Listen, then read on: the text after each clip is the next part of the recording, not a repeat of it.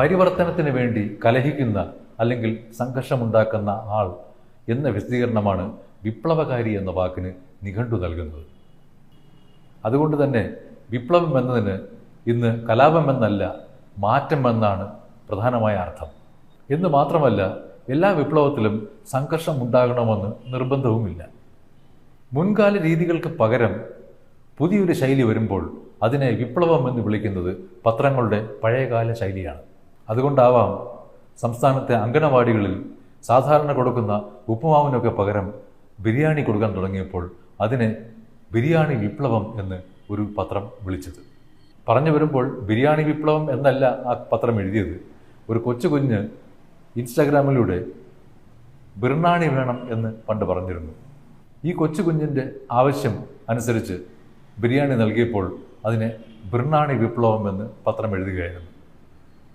കുട്ടി ശങ്കു ഇച്ഛിച്ചു, മന്ത്രി ആൻറ്റി കൽപ്പിച്ചു, അംഗനവാടികളിൽ ഇനി ബിർണാണി എന്നാണ് മറ്റൊരു പത്രത്തിൽ കണ്ടത്. ശങ്കു എന്ന് ഓമനപ്പേരുള്ള ഒരു കൊച്ചുകുട്ടിയാണ് ബിരിയാണി വേണമെന്ന ആവശ്യം ഉന്നയിച്ചത്. അതുകൊണ്ട് ഒരു പത്രം നൽകിയ ശീർഷകം അംഗനവാടികളിൽ ഇനി ശങ്കു മെനു എന്നാണ്. അംഗനവാടിയിൽ ബിരിയാണി ചിരി എന്ന് ഒരു പത്രം എഴുതിയിരുന്നു. മറ്റൊരു പത്രത്തിൽ ആ പടത്തിനോടൊപ്പം ഒരു അടിക്കുറിപ്പ് കണ്ടു, ചിരിയാണി ബിരിയാണി. വിദ്യാലയങ്ങളിൽ പഠിക്കാനെത്തുന്ന കുട്ടികൾക്ക് ആഹാരം നൽകുക എന്ന ശീലം വിശുദ്ധ ചാവറയച്ചൻ്റെ കാലം മുതൽ തുടങ്ങിയതാണെന്നാണ് കേട്ടിട്ടുള്ളത്. അന്നൊക്കെ കുട്ടികളെ സ്കൂളിലേക്ക് വരുത്താനായി ആഹാരം കൊടുക്കുന്ന ഒരു രീതി ഉണ്ടായിരുന്നു. പിൽക്കാലത്ത് സ്കൂളിലെത്തുന്ന കുട്ടികൾക്ക് ആഹാരം ഒരു അവകാശമാണെന്ന രീതിയിലുള്ള ചിന്ത ഉടലെടുക്കുകയും അതനുസരിച്ച് കുട്ടികൾക്ക് ഉച്ചഭക്ഷണം നൽകുകയും ചെയ്തു വന്നു. നമ്മുടെ നാട്ടിൽ മാത്രമല്ല, കുട്ടികൾക്ക് സ്കൂളിൽ ആഹാരം കൊടുക്കുന്നതിനെക്കുറിച്ച് ക്യാമ്പയിനുകൾ വരെ ലോകമെമ്പാടും നടന്നിട്ടുണ്ട്. 70കളിൽ അമേരിക്കയിൽ നടന്ന ഒരു ക്യാമ്പയിൻ്റെ വാക്യം തന്നെ ഇങ്ങനെയായിരുന്നു: children who eat breakfast do well in school. അതായത് പ്രാതൽ കഴിക്കുന്ന കുട്ടികൾ നന്നായി പഠിക്കുന്നുവെന്ന്. നമ്മുടെ നാട്ടിൽ പണ്ട് വിദ്യാലയങ്ങളിൽ ഉച്ചയ്ക്ക് നൽകിയിരുന്ന ഉപ്പുമാവും പിന്നീടുള്ള ഉച്ചക്കഞ്ഞിയും ഒക്കെ ആളുകൾ എപ്പോഴും ഓർക്കാറുണ്ട്. മലയാളിയുടെ ഓരോ എഴുത്തിലും സംഭാഷണത്തിലുമൊക്കെ അതിൻ്റെ മണവും രുചിയും ലളിക്കാറുമുണ്ട്. അതുകൊണ്ട് തന്നെ ഉപ്പുമാവിൽ നിന്ന് ബിരിയാണിയിലേക്കുള്ള ഈ മാറ്റമുണ്ടല്ലോ, അതിനെ വിപ്ലവകരം എന്നല്ലാതെ മറ്റെന്താണ് വിളിക്കുക? ഇതുപോലെ മറ്റൊരു വിപ്ലവത്തിൻ്റെ കാര്യം കൂടി പത്രത്തിൽ കണ്ടു. ചാമ്പ്യൻസ് ലീഗ് ഫുട്ബോളിൻ്റെ കാര്യമാണത്. PSG ആ കിരീടം നേടിയപ്പോൾ അവരുടെ ആരാധകർ പാരീസിലുണ്ടാക്കിയ കുഴപ്പമാണ് വാർത്തയുടെ പിന്നിൽ. ആഘോഷത്തിനിടയിലുള്ള അക്രമത്തിൽ 2 പേർ മരിക്കുകയും ഏതാണ്ട് 200-നടുത്ത ആളുകൾക്ക് പരിക്കേൽക്കുകയും ചെയ്തു. എന്ന് മാത്രമല്ല, മെസ്സിക്കും നെയ്മറിനും ഒന്നും നേടാനാവാത്ത ഒരു നേട്ടം ഒരു 19-കാരൻ ഈ കളിയിൽ നേടി എന്നത് വലിയൊരു കാര്യമായി കൂടി ആ വാർത്തയിൽ പറയുന്നുണ്ട്. അതെല്ലാം വെച്ച് ഫ്രഞ്ച് വിപ്ലവം എന്നാണ് ആ ശീർഷകം. അവിടെ മാറ്റവുമുണ്ട്, അത്യാവശ്യം കലാപവുമുണ്ട്.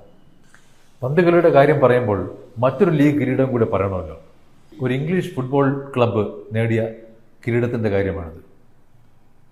ആ വാർത്തയുടെ ശീർഷകം ഇങ്ങനെയായിരുന്നു: ടോട്ടൽ ഹാപ്പി. മറ്റൊരു പത്രത്തിൽ ടോട്ടൽ വിജയം. ആ ക്ലബിൻ്റെ പേര് ടോട്ടനം എന്നായിരുന്നു. ടോട്ടൻഹാം എന്ന് എഴുതുമെങ്കിലും അതിൻ്റെ ഉച്ചാരണം ടോട്ടനം എന്നാണ്. ഈ ടോട്ടനം എന്നതുകൊണ്ടാണെന്ന് തോന്നുന്നു ടോട്ടൽ ഹാപ്പി എന്നൊക്കെ എല്ലാ പത്രങ്ങളും എഴുതിയത്.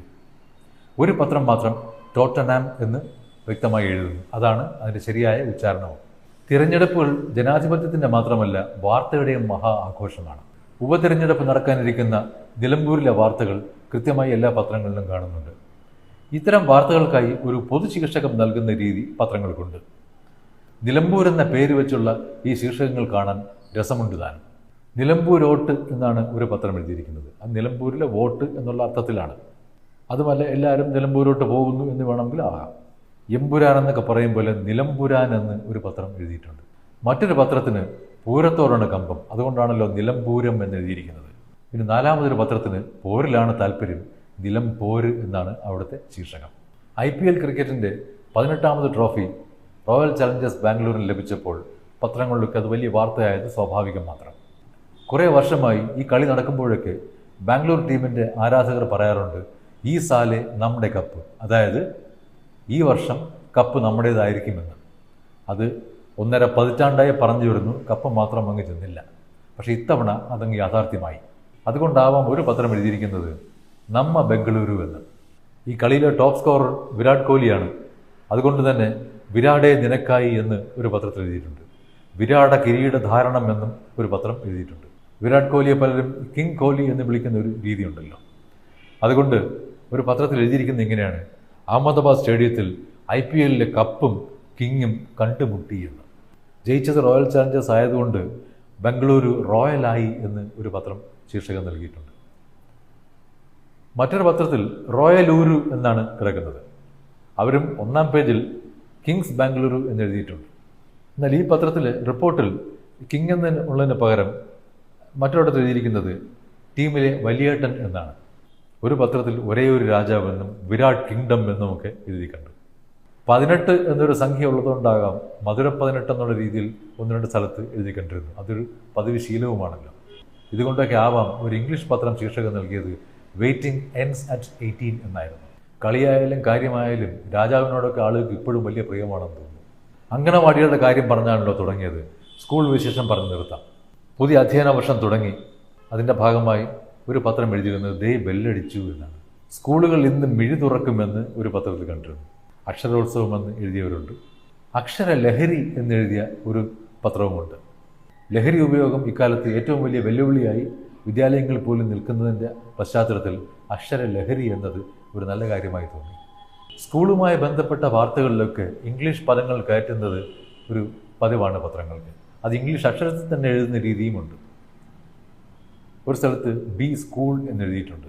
നമുക്ക് വേണമെങ്കിൽ ബി കൂൾ എന്ന് വായിക്കാം. അധ്യയന വർഷവും പഠിത്തവും എല്ലാവർക്കും കൂളായി തന്നെ ഇരിക്കട്ടെ എന്ന് പത്രങ്ങളെപ്പോലെ നമുക്കും ആശംസിക്കാം. ഇനി കഴിഞ്ഞ ആഴ്ചയിൽ